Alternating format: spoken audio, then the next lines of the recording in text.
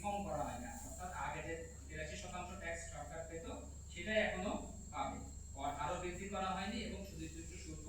আরোপ করা হয়নি।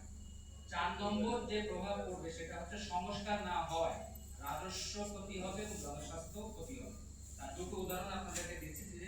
কেবল সিগারেট থেকে, অর্থাৎ আমার বিরোধীদের যে প্রস্তাব ছিল বাজেটের আগে, সেটা যদি সরকার মানত তাহলে সিগারেট থেকে অতিরিক্ত 44,000 কোটি টাকা রাজস্ব আয় করা সম্ভব ছিল এবং একই সাথে 4 লাখ অকাল মৃত্যু প্রতিরোধের সুযোগ ছিল, যেটা হাতছাড়া হবে যদি এইভাবেই বাজেটটা পাস করা হয়। এবং সব মিলিয়ে তামাক বিরোধী প্রস্তাব অনুযায়ী আমাদের আরেকটা প্রস্তাব ছিল নিম্ন এবং মধ্যম স্তর এই দুটাকে একত্রিত করে 10 এলাকায় 100 টাকা দাম নির্ধারণ করা এবং প্রতি 10 এলাকার প্যাকেটে 4 টাকা সুনির্দিষ্ট শুল্ক আরোপ করা।